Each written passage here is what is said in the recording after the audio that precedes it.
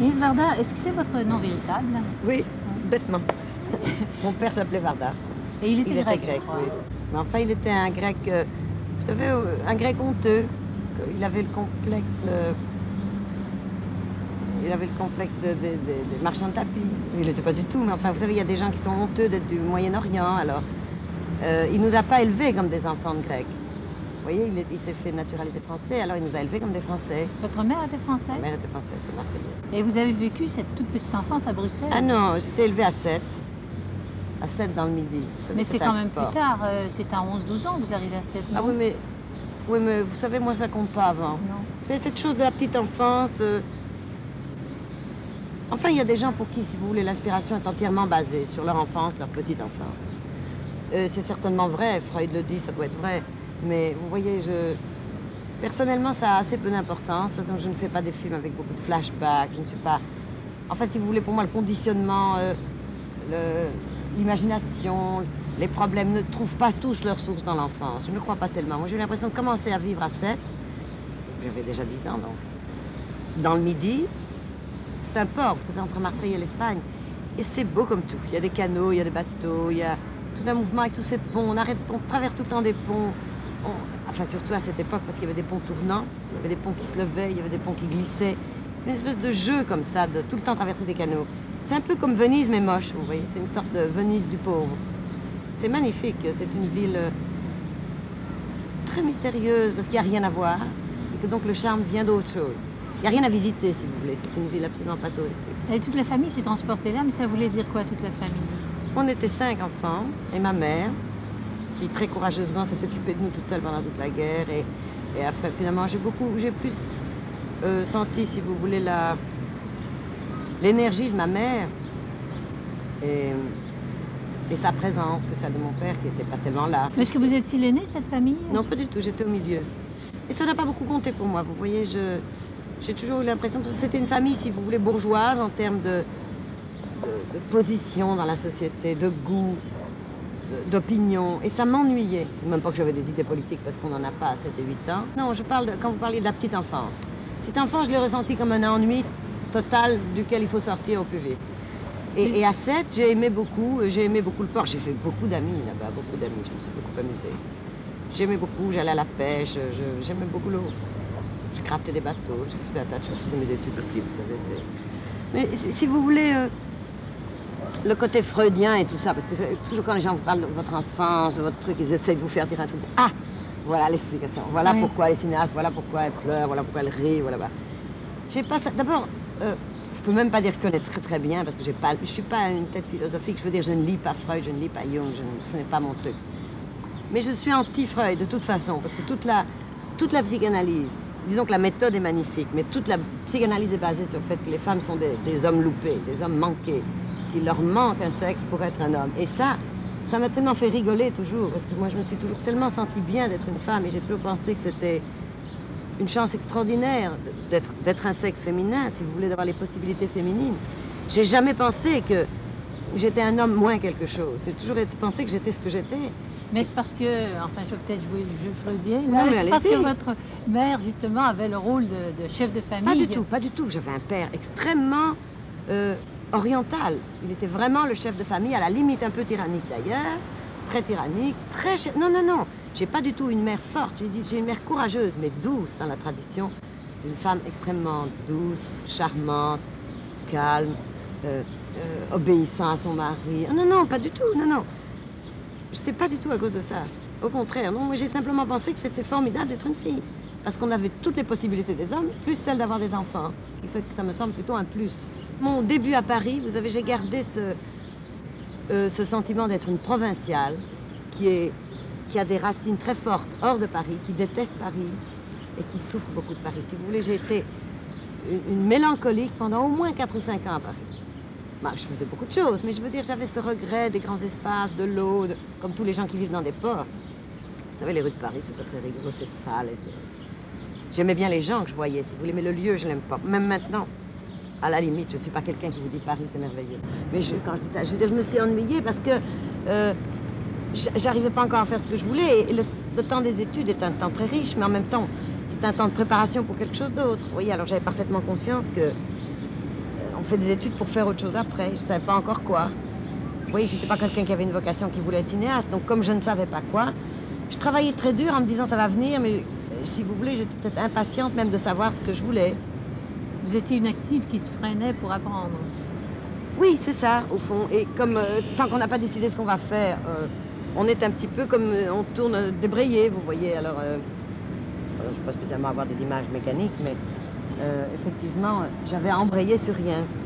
Mais vous avez rencontré quand même un homme qui a été important dans votre orientation intellectuelle, je dirais. Vous avez lu quelque part que j'aimais beaucoup Bachelard. Je n'ai même pas rencontré Bachelard, je ne lui ai jamais parlé, si vous voulez. Vraiment? Non, mais je l'ai eu comme professeur à la Sorbonne. D'abord, il était beau.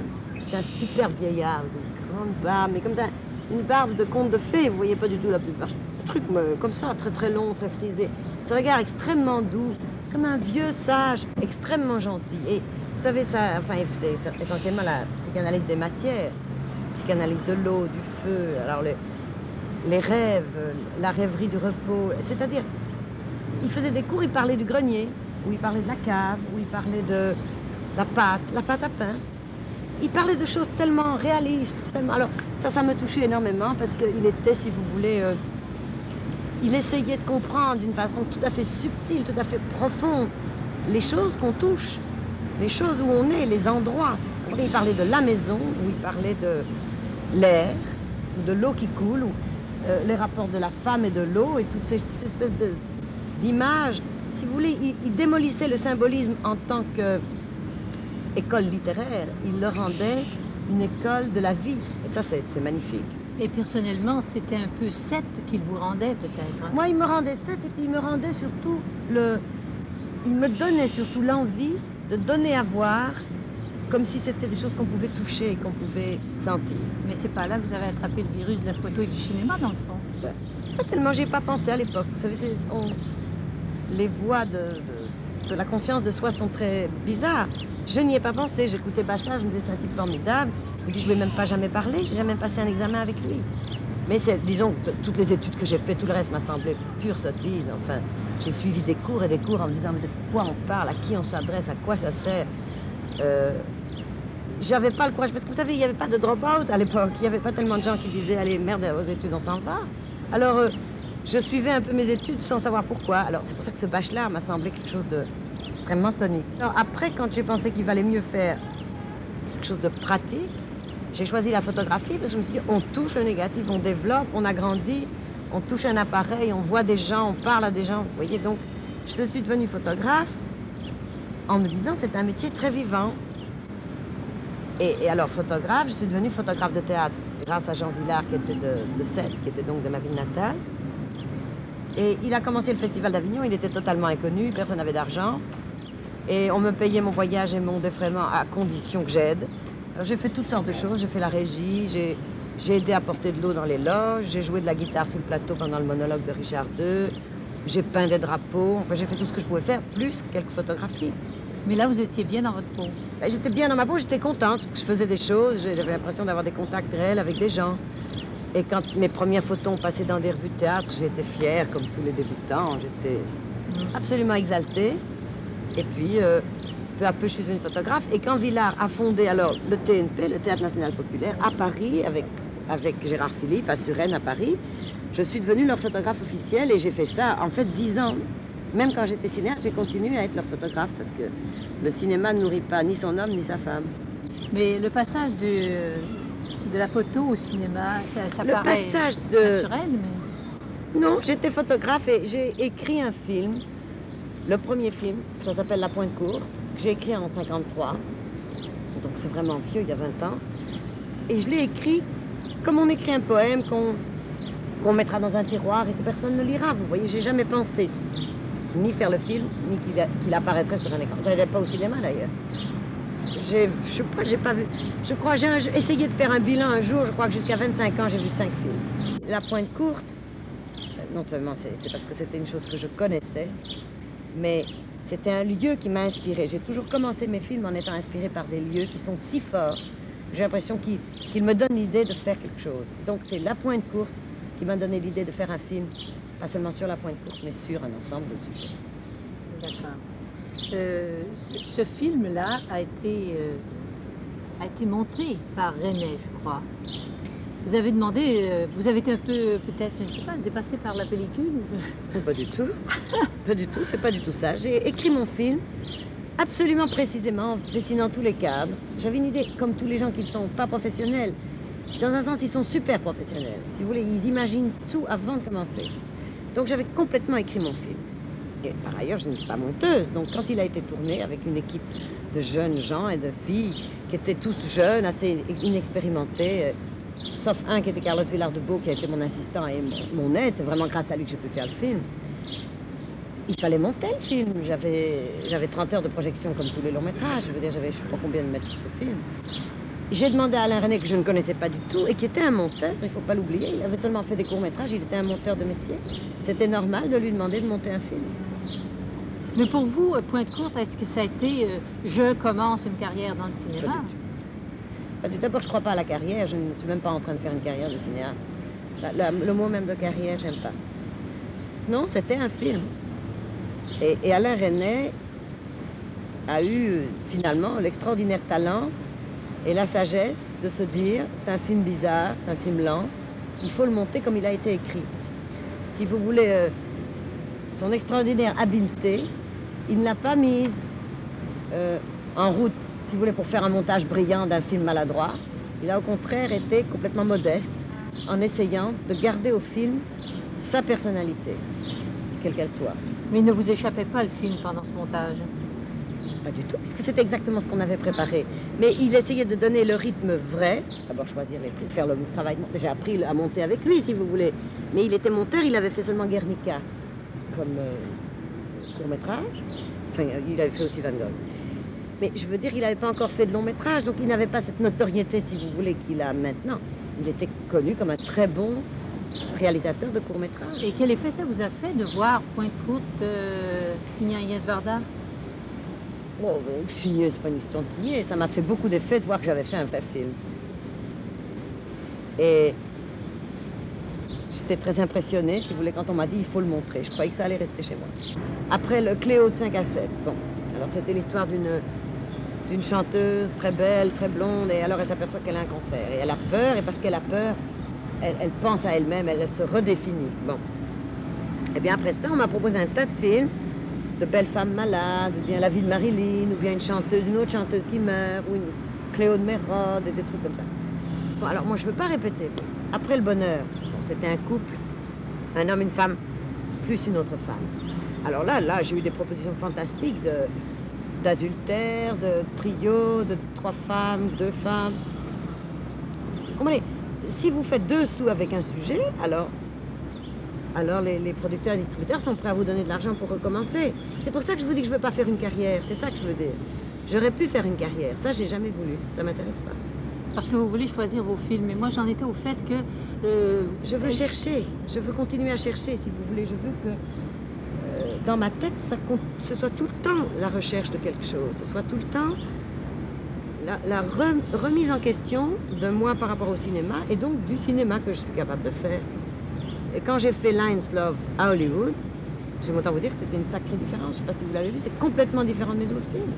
Parce que j'ai découvert l'Amérique, en même temps les hippies, la pop music, le showbiz, la folie d'Hollywood, qui est une merveille. Vous comprenez, les palmiers, la chaleur, ces maisons complètement dingues, les piscines en forme de rognon, non mais vous comprenez, les faux papiers qui ont l'air de briques, les miroirs brisés. Ça m'a plu, mais à la folie, vous comprenez.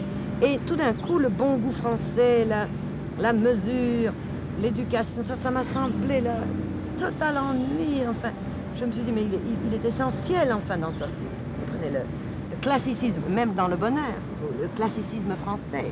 Quelle merde, alors, j'en ai eu marre. Pourtant, vous y êtes retourné. J'y suis retournée en France, mais je ne suis plus classique, je ne peux plus. Je ne peux plus. Mes films, maintenant, sont des bazars, des dossiers, des sacs, des surprises, Vous voyez, je ne peux plus rentrer dans la forme...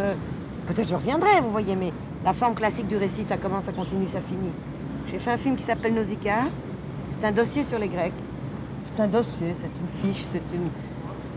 Je sais pas quoi vous dire. Ça parle des Grecs, ça parle du coup d'État, ça raconte l'histoire d'une fille. Il y a une fille qui s'appelle Agnès, mais elle a 18 ans. Peut-être que c'est moi quand j'avais 18 ans, mais en même temps, je suis sa mère. Je parle de mon père, je parle du tourisme en Grèce, je parle de politique. Puis il y a du café-théâtre là-dedans, je ne sais pas, je ne veux plus faire des films sérieux, si vous voulez, classiques. Je veux faire des espèces de choses qui sont comme ça des... Vous savez, ces pochettes surprises, vous ouvrez, il y a plein de trucs dedans, et peut-être ça vous fait penser, peut-être ça vous amuse, peut-être ça vous intéresse, peut-être on pense à quelque chose. Et la politique, alors si vous voulez, j'ai travaillé dans un film collectif qui s'appelait Loin du Vietnam. J'ai fait un film sur les Black Panthers. J'ai fait ce film sur les Grecs qui s'appelle Nausicaa, que la télévision française a payé, mais courageusement ne veut pas montrer, parce qu'ils sont tout d'un coup aperçus qu'on ne peut pas en même temps commanditer un film contre les colonels et vendre des avions aux colonels. Vous voyez, le film que je voulais faire sur les femmes, c'était un musical. Je voulais faire un Woman Leap Show. Mais c'était un musical dans la tradition hollywoodienne. Vous voyez, on descend l'escalier, on a des plumes, on a des boas. Seulement, on dit qu'on veut avorter, qu'on veut être libre, qu'on en a marre de ça, d'autre chose. C'est qu'au lieu de chanter, si vous voulez, les conneries classiques, j'attends mon homme et je suis à lui, je suis... Alors, il y avait des choses qui étaient chantées à rebours, vous voyez, comme ça. Vous savez, l'éternel féminin, cet éternel féminin, là, on me casse les oreilles avec... Alors, on parlait de l'éternel féminin, mais autrement, vous voyez. Non, il y a beaucoup de choses à faire avec les femmes, et je crois que les femmes seront les premières à le faire, c'est ça. Elles seront obligées de changer. L'image de la femme au cinéma est obligée de changer peu à peu. J'aime bien manger, j'aime bien cuisiner. Mais ça ne veut pas dire que j'aime manger beaucoup, ni j'aime cuisiner des trucs compliqués, mais j'aime bien tout le rituel de préparer, parce que je trouve que c'est une chose très amicale pour moi. Pour moi, c'est pas tellement une corvée familiale que la notion qu'on fait, on fait manger des gens qu'on aime bien. Alors, j'aime bien cuisiner pour mes amis, enfin, si vous voulez, j'aime presque plus l'idée qu'on cuisine pour des amis que le chose qu'il faut cuisiner tous les jours pour la famille, parce que c'est un peu barbare. Mais la notion de partager quelque chose, je trouve qu'on est détendu à table, qu'on parle bien, comme ça. C'est pour ça que j'aime bien ça. J'aime bien la vie à la maison si c'est joyeux. Vous voyez, j'aime beaucoup rire avec les enfants, et j'aime beaucoup qu'il y ait beaucoup de monde qui vient, et des amis qui passent, et d'autres enfants qui viennent. Si vous voulez, pour moi, la maison, c'est un espèce de lieu de rencontre. C'est pas du tout le foyer familial, ma petite maison, mon petit mari, mes petits enfants, ça m'embête complètement. La notion de maison, pour moi, c'est comme un lieu, c'est comme un carrefour. Et ça veut dire que deux personnes, je dis les deux adultes, parce qu'en général, c'est les deux adultes qui créent ce lieu, amènent autour d'eux assez de mouvements de gens, etc., qui peuvent venir, qui peuvent parler, qui peuvent se reposer. Je ne sais pas, qui peuvent venir donner un coup de téléphone, ou dormir, ou manger, ou...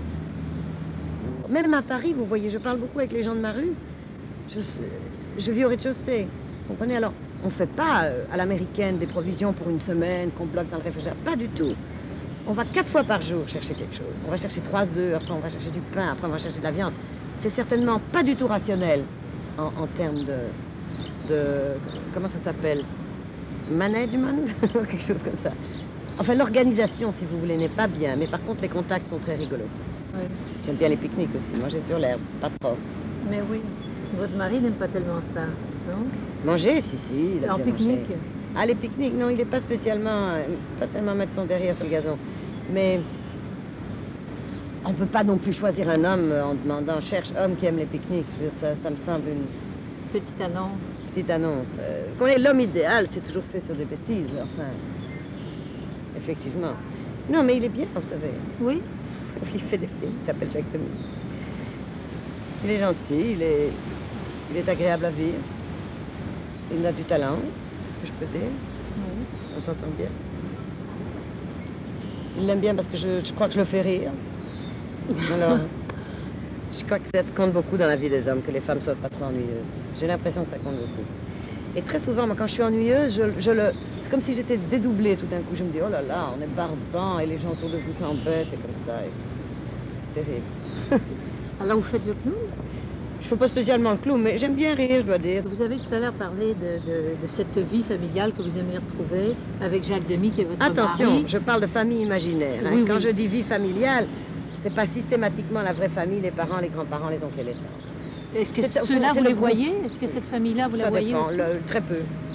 Je vois très peu ma famille, je vois un peu plus la famille de Jacques parce qu'il aime bien les voir. Je vois beaucoup les gens que j'aime, c'est-à-dire des amis, des gens de tout âge, de toutes sortes. La famille, c'est être bien avec les gens, vous voyez, c'est ça que je veux dire. Mais c'est pas forcément ses frères, ses sœurs et ses Non, parents. pas du tout, pas du tout. Il y a des femmes que je considère beaucoup plus mes sœurs que mes sœurs, même si mes sœurs sont très bien, mais enfin, elles ont un autre type de vie. C'est, si vous voulez, des affinités lectives en termes de... Pas forcément d'aimer le cinéma, vous voyez, mais je sais pas, c'est des gens qu'on aime, quoi, c'est toutes sortes de gens. J'ai beaucoup d'amis filles, par exemple, qui sont très féministes et que j'aime voir seules, parce que de les intégrer dans la famille, c'est pas tellement intéressant, et ça n'intéresse pas tellement Jacques, et je vois pas pourquoi je l'emmerderais avec des problèmes féministes qui doivent être réglés dans le détail avec des filles, vous voyez. Il y a beaucoup de filles que je vois sans lui, et avec qui j'ai des discussions très très intéressantes.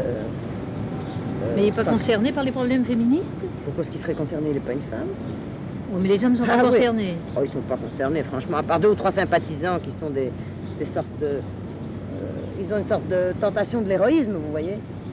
Actuellement, les types qui sont concernés par le féminisme, c'est des héros. Enfin, vous voyez, ces espèces de tendres héros sont des types très doux, en général, qui pensent qu'il faut vraiment changer ça. Ah bon. Mais si vous regardez la généralité, les hommes s'en foutent complètement pour le moment. Tant que les femmes n'auront pas changé leur façon d'être, leur structure et ce qu'elles veulent, tant que ce ne sera pas tellement évident qu'ils seront obligés d'accepter, actuellement, je crois que ça ne les intéresse pas.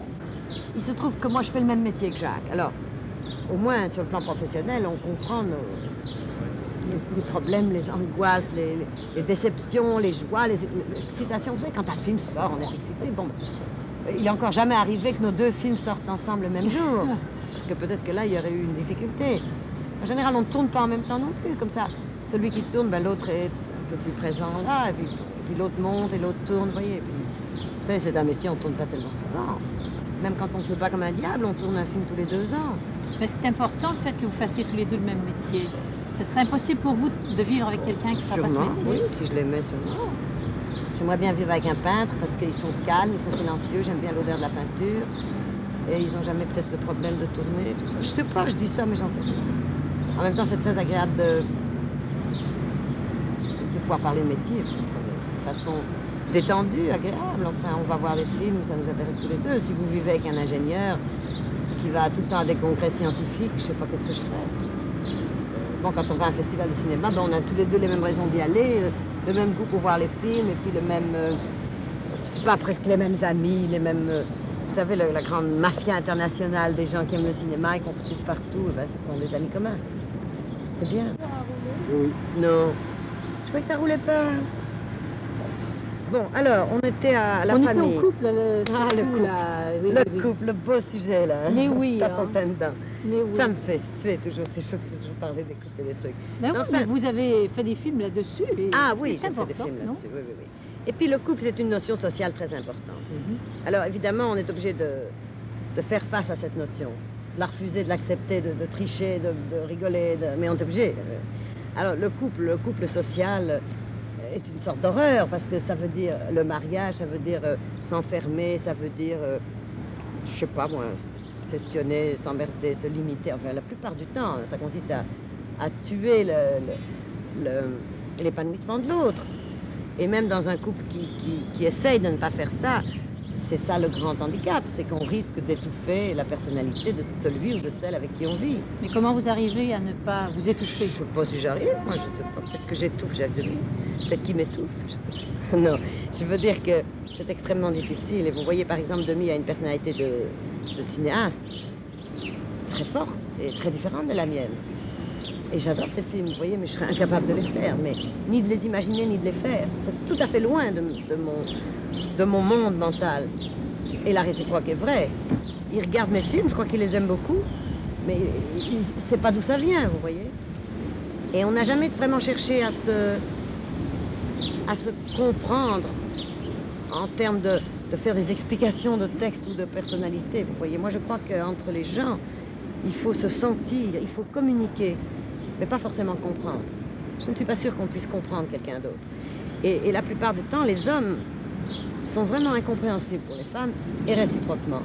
Alors je crois qu'il ne faut pas souffrir des limites de la compréhension. Mais par contre, je crois qu'il faut forcer et trouver des communications très fortes qui passent quelquefois par la compréhension, vous voyez, mais quelquefois par 1000 autres moyens qui sont toutes sortes de rapports.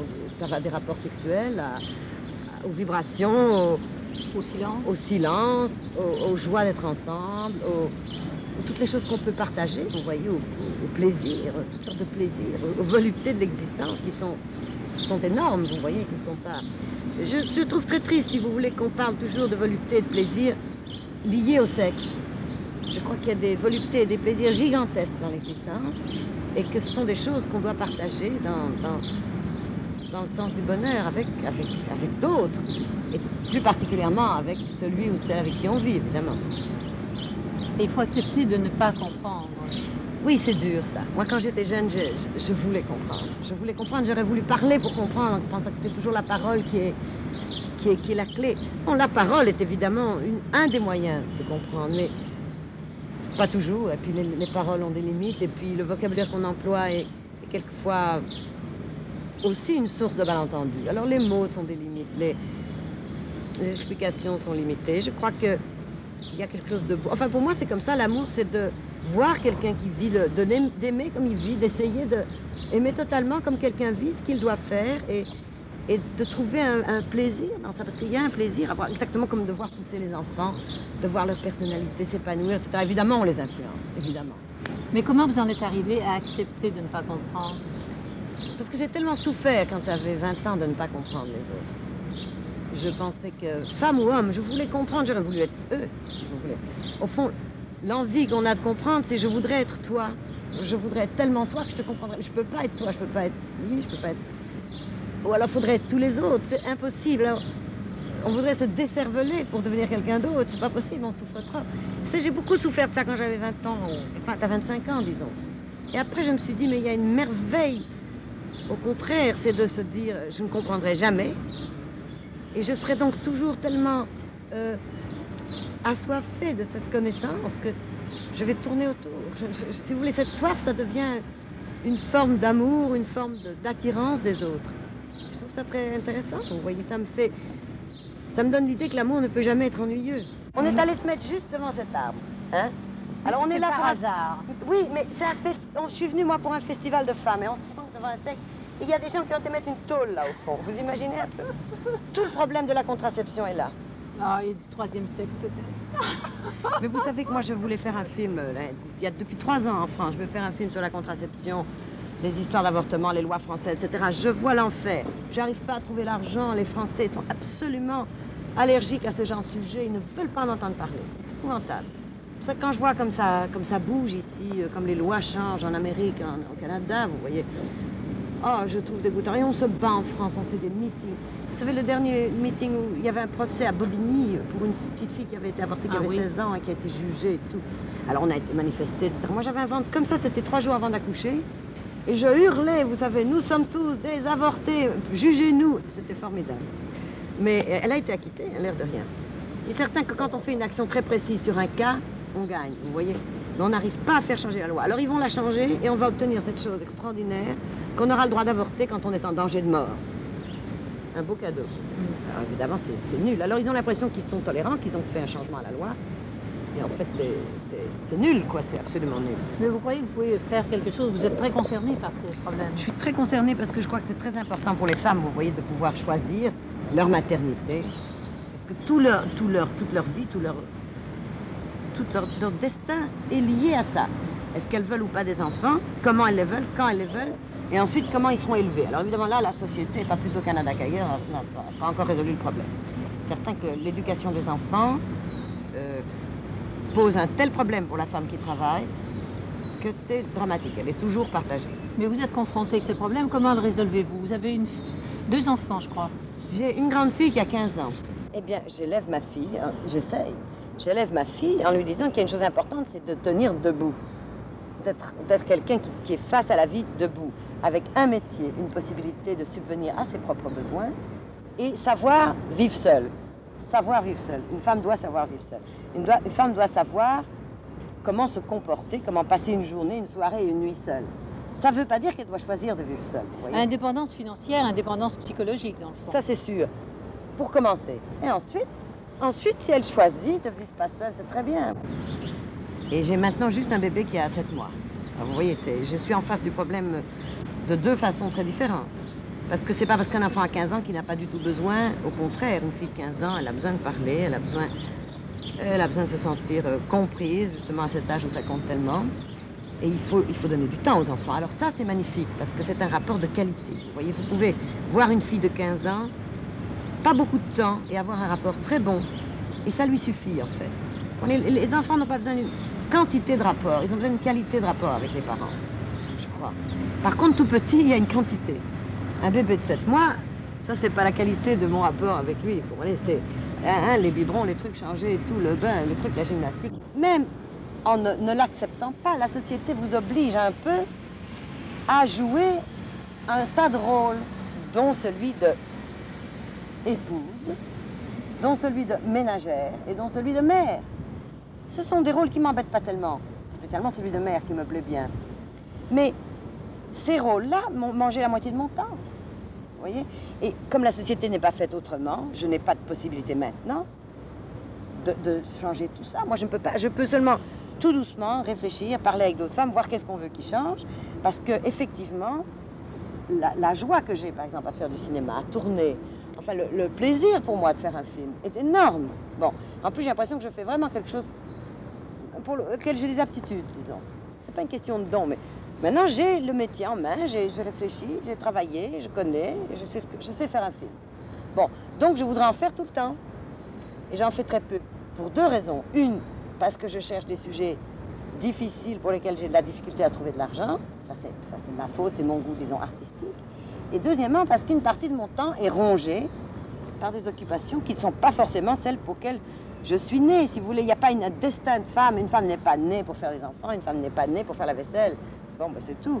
Alors, je parle de mon cas, et il est privilégié, c'est ce que je vous ai déjà dit, oui. Parce que moi, je passe pas ma vie les mains dans l'eau de vaisselle, hein, et je fais la cuisine relativement pas tout le temps. En ce moment, je ne travaille pas. En ce moment, précisément les 6 premiers mois du bébé, je ne peux pas tourner. Et j'ai de la peine à écrire, parce que vous savez, écrire, c'est pas un truc que vous faites entre 2 biberons, entre 2 trucs. On ne met pas 1 heure à table en disant, allez, j'écris, puis je repars. Ça suppose une concentration d'esprit, le temps de penser, de lire. Bon, eh bien, très précisément, là, les 3 derniers mois de ma grossesse et les 6 premiers mois du bébé, j'ai rien fait en termes de travail. Ça pose un sacré problème. Moi, quand je tourne, vous voyez, qu'on m'amène mes enfants, c'est une telle joie là au milieu. Je voudrais que tout soit mélangé, si vous voulez. C'est pour ça que je tourne toujours un peu chez moi, à la maison, donc chez moi, parce que je voudrais qu'on puisse tout faire en même temps. C'est ça vraiment que j'aime. C'est peut-être la solution pour cette femme qui veut avoir 2 vies, 3 vies. Mais c'est une des solutions. Par exemple, j'ai une salle de montage à la maison. Alors, je monte, puis je m'arrête de monter. Alors, je vais manger ou par téléphoner ou je sais pas, voir comment ça se passe dans la chambre de ma fille ou comme ça. Mais c'est privilégié comme métier alors? C'est privilégié, c'est parce que moi je le fais d'une façon privilégiée. Vous comprenez? C'est-à-dire que peu à peu, chaque fois que j'ai gagné de l'argent, je l'ai mis dans ça. C'est-à-dire, c'est pas une question de confort, c'est dans mon confort. C'est-à-dire le confort qui correspond au métier que je fais par rapport à la vie que je veux mener. Vous voyez, si vous voulez, d'avoir un bon canapé ne me semble pas tellement important, mais d'avoir une salle de montage là où je vis, ou si vous voulez, d'avoir les livres là où je vis, c'est que je puisse d'avoir une cuisine assez grande pour qu'on puisse y manger, être bien, et que si on est à table, on peut parler, on peut passer une soirée autour d'une table. Donc, une conversation intéressante viendra naturellement pendant que l'eau chauffe ou pendant qu'on fait la soupe, comme ça, si vous voulez. C'est une façon de vivre, mais bon, c'est ma façon de vivre. Elle n'est pas valable pour tout le monde parce que vous avez des gens qui sont mal logés, qui ont des problèmes d'argent, beaucoup plus graves, si vous voulez, que moi maintenant, et pour qui, donc, c'est un partage continuel, se lever tôt, porter le gosse à la crèche, courir au studio, revenir, monter ailleurs. C'est vraiment difficile, si vous voulez, une femme qui a des enfants maintenant et qui travaille, c'est comme si elle avait 2 vies. C'est comme si elle était une superwoman, elle devait mener de front 2 vies, tant que ce ne sera pas organisé différemment. Et pour que ce soit organisé différemment, c'est pas seulement une question de garderie, de crèche et tout ça, parce que moi, je ne fais pas des enfants pour les foutre dans une garderie et puis les voir le dimanche, ou en nourrice, comme on dit en France. Je ne sais pas, il faut que ce soit autrement fait, c'est-à-dire s'il y avait si vous voulez, des maisons, enfin, je pense que ça viendra, des espèces de maisons communautaires où on vit à plusieurs couples, plusieurs enfants. Alors, on sait que dans la même maison, il y a quelqu'un qui s'occupe de tous les petits de la maison, de tous les moyens de la maison, et puis on prend son tour, et puis...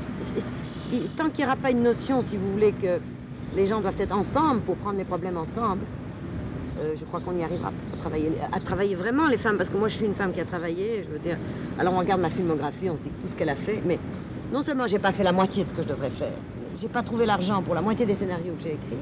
Si vous voulez, chaque fois que je tourne un film, vous pouvez vous dire que j'en ai préparé 2 ou 3. C'est dégoûtant. Mais c'est parce que vous êtes une femme à la fin Ah non, du non, compte. non, ça non. Là, non. Si je ne trouve pas l'argent et le financement de mes films, là, c'est parce que je fais un certain cinéma. J'aime ça vraiment plus que tout au monde, être dans des endroits verts comme ça. Ou alors au bord de la mer, ça c'est encore plus que tout. Non, finalement, on sort de ce que devrait être l'important d'un entretien, qui n'est pas seulement ça, le plaisir, le bonheur, les petites herbes, les petites fleurs, les petits arbres, les beaux arbres. Pardon. Je ne peux pas même parler légèrement des arbres, je les aime trop. Non, mais quand même, on devrait... Si vous voulez, c'est quelquefois pour ça que je demande à faire des interviews dans des endroits abstraits, c'est parce que je voudrais pas donner une fausse image de ce que peut être une femme cinéaste. C'est pas une femme heureuse qui se promène dans la campagne, qui fait des pique-niques et qui les filme de temps en temps. Qu'est-ce que c'est? Alors, si je vous la pose, la question qui Non, braque, même dans la nature. Oui, même dans la nature, même au milieu de ce décor superbe et vert. Pour moi, une femme cinéaste, c'est une femme qui exprime par le cinéma, si elle a pu avoir l'occasion de l'apprendre, un nombre de choses qui ne sont pas forcément des choses sérieuses, mais qui expriment des choses qui lui passent par la tête, par le cœur, par l'esprit, bon, et qui est, si vous voulez, qui essaye de faire partager avec les gens qu'elle connaît, puis avec un public de plus en plus grand, et aussi avec les femmes. Qu'est-ce qu'une femme peut exprimer? Alors, ce qu'une femme peut exprimer, c'est quelque chose à quoi j'ai réfléchi et qui a changé dans mon esprit. Il faut penser que j'ai commencé il y a 20 ans, vous voyez, à penser à faire un film. Alors, entre mes débuts, si vous voulez, pour moi, c'était faire du cinéma, c'était s'exprimer, faire quelque chose. Je ne me suis pas du tout posé les problèmes féministes quand j'ai commencé le cinéma. J'ai fait du cinéma. Et puis après, il y a eu la nouvelle vague. Je me suis trouvée dans la nouvelle vague, je me suis posé le problème de cinéma, parce que la nouvelle vague a redéfini le cinéma, on peut dire. Alors j'ai fait Cléo et, dans cette foulée, et même Le Bonheur. Et puis je me suis reposé les problèmes sur l'inspiration. Alors j'ai fait Les Créatures. Et puis j'ai découvert l'Amérique. Et en même temps, les problèmes de femmes. Si vous voulez, tout ça vient en même temps. Le désordre, la lutte contre la culture en tant que base solide, ça j'ai remis en question. Et puis tout d'un coup, la position des femmes dans le monde, l'image de femmes au cinéma, ça aussi j'ai remis en question. Si j'avais pas été élevée comme ça, parce que vous savez, c'est même pas une question. Moi j'étais une fille révoltée, j'étais une petite fille révoltée, une jeune fille révoltée et une femme révoltée. Hein, donc, et à l'intérieur de tout ça, j'ai quand même été éduquée. Vous comprenez, depuis que je suis petite, j'ai eu le lavage de cerveau continuel. Ma mère, il n'y a rien de plus beau que d'avoir un enfant, il n'y a rien de plus beau que d'aimer un homme toute sa vie, il n'y a rien de plus beau que ça. Et vous avez beau dire, non, moi je vais travailler, je vais faire... Vous comprenez, c'est ça le lavage de cerveau, c'est ça l'éducation, c'est ça la culture. On lit, la littérature est pleine d'histoires sentimentales, d'histoires où les femmes vraiment s'épanouissent dans le bonheur et plus elles aiment l'homme. Et bon, alors il y a des nuances, et après la littérature un peu plus avancée, elles découvrent la sexualité, et tout ça. Mais on est toujours dans le même panier, c'est-à-dire qu'on a vaguement derrière la tête l'idée que la clé pour une femme, c'est le bonheur dans l'amour. Par exemple, un film comme Le Bonheur est trop ambigu. Même si je montre très clairement que, si vous voulez, que ce qu'on attend d'une femme qui est à la maison, c'est qu'elle repasse le linge, qu'elle couche les enfants, qu'elle fasse la cuisine. Autrement dit, cette fonction est complètement remplaçable. Autrement dit, que n'importe quelle femme peut remplacer n'importe quelle femme pour faire ça. Et ça, c'est ce qui apparaît aussi dans Le Bonheur, si vous voulez. C'est que, en tant que fonction, les deux petits-enfants, à partir du moment où quelqu'un s'occupe d'eux, une femme ou une autre, ça n'a pas d'importance. Mais le film est très ambigu parce que, comme il décrit avec bonheur un homme heureux et égoïste, alors vous voyez, les femmes ont tendance à penser que donc c'est la défense de l'homme. Or, je ne vois pas pourquoi il faut systématiquement attaquer un homme égoïste, puisque on leur a appris à être comme ça. Il faut leur apprendre à être autrement. C'est culturel, alors. Ah, c'est beaucoup culturel. Il faut élever les garçons autrement. Il faut parler avec les hommes pour essayer qu'ils vivent autrement, bien sûr. Mais vous ne pouvez pas systématiquement reprocher ça à un homme puisqu'il a été élevé comme ça. C'est-à-dire qu'actuellement, nous, femmes cinéastes, et encore plus moi que d'autres femmes plus jeunes, on fait un cinéma avec des images mentales, parce que c'est pas... Si vous voulez, on choisit dans ce qui existe dans le monde selon des schèmes. Et ces schèmes, c'est des images mentales qu'on a et qu'on projette à l'écran. Et ces images, elles nous ont été enseignées par une culture d'hommes. C'est-à-dire qu'on continue à jouer le jeu et les images des hommes. Et ça, je crois que c'est très important pour les femmes cinéastes, si vous voulez. C'est d'essayer d'inventer des images et une vision, et de donner à partager cette vision, qui soit vraiment féminine, c'est-à-dire où on s'appuie sur l'énergie profonde de la femme, pas forcément en relation avec l'homme. Alors, il y a des images féminines qui passent au cinéma. Oui, c'est pas ça. Si vous voulez, c'est une vision générale de l'existence qui va se transformer peu à peu au cinéma. C'est-à-dire que, vous savez très bien, il y a deux clichés, il y a deux femmes clichés au cinéma. J'exagère un peu, mais c'est la religieuse ou la putain. Alors, vous avez des variations. La religieuse, c'est aussi la femme douce, blonde, dévouée, ça peut être la mère, vous voyez. Et la putain, ça peut être simplement la femme qui fait marcher les hommes, ça peut être la coquette. Enfin, si vous voulez, il y a toujours ces deux schèmes où elle est douce, délicieuse, héroïque, vierge, martyre, ou sympathique, infirmière, où elle est. Pas d'éventail. Non, mais il n'y a rien au milieu. Quand on voit une femme qui travaille à l'écran, on voit toujours une femme qui a un métier à peu près nul et on ne la voit pas travailler. Par exemple, elle est décoratrice, on la voit faire deux ou trois petits trucs dans sa vitrine. Ou elle est, je sais pas moi, elle est écrivain, on la voit écrire dans son coin. Ou elle travaille, alors effectivement, on la voit un petit peu dans son travail. Mais on voit rarement une femme à l'écran qui donne une place à son travail comme on voit des hommes à l'écran. Vous pouvez faire un film sur un homme de science et vous voyez ses déboires, ses recherches. Vous pouvez faire un film sur un explorateur, sur un pilote de ligne. Vous voyez que, si vous voulez, l'essentiel de leur énergie consiste à affronter les problèmes de leur vie professionnelle, à les résoudre. Et puis l'amour. L'amour vient ou ne vient pas, vous voyez. Mais vous ne voyez pas des films sur des femmes pour qui l'essentiel du problème, l'essentiel du sujet du film. Vous ne voyez pas des films dont le sujet est une femme affronte ses problèmes professionnels et les résout plus ou moins bien. Vous ne voyez pas ça. Alors pourquoi on dit ça? Mais pourquoi? Parce que ça embête les hommes et ça embête les femmes. Parce que les femmes veulent voir une femme dans ses péripéties amoureuses. Je crois qu'il y a une chose très importante, et c'est de ne pas penser que le but pour une femme, c'est l'amour et le bonheur dans l'amour. Ça, je crois qu'il y a on a survalué l'amour, on l'a survalué d'une façon épouvantable. Et maintenant, les filles sont complètement piégées là-dedans. C'est au détriment du bonheur? Oui, c'est ça. Le bonheur, c'est pas l'amour. Voilà. Alors, quelquefois, le bonheur passe par l'amour, et très souvent, l'amour, si vous voulez, est un catalyseur de beaucoup de choses qui débouchent sur le bonheur. Mais le bonheur, c'est une chose, l'amour, c'est une chose, mais c'est pas ça. Il faut pas partir avec l'idée je vais être amoureuse et je vais être heureuse. Je crois que ça, c'est la catastrophe, de même que le mariage n'est pas un but, le mariage est à remettre en question complètement, et que je crois que maintenant, il y a une génération de filles qui sont en train de découvrir qu'elles peuvent aimer ce qu'elles font, aimer vivre, se sentir bien, par exemple compter énormément sur l'amitié, pas forcément avec des hommes, même l'amitié avec des filles, et puis éventuellement avoir des contacts très bons avec les hommes, qui débouchent, éventuellement sur l'amour, éventuellement sur vivre ensemble, vous voyez. Et ça, c'est une sorte de cadeau, de prime, mais je crois qu'il ne faut pas partir avec ça.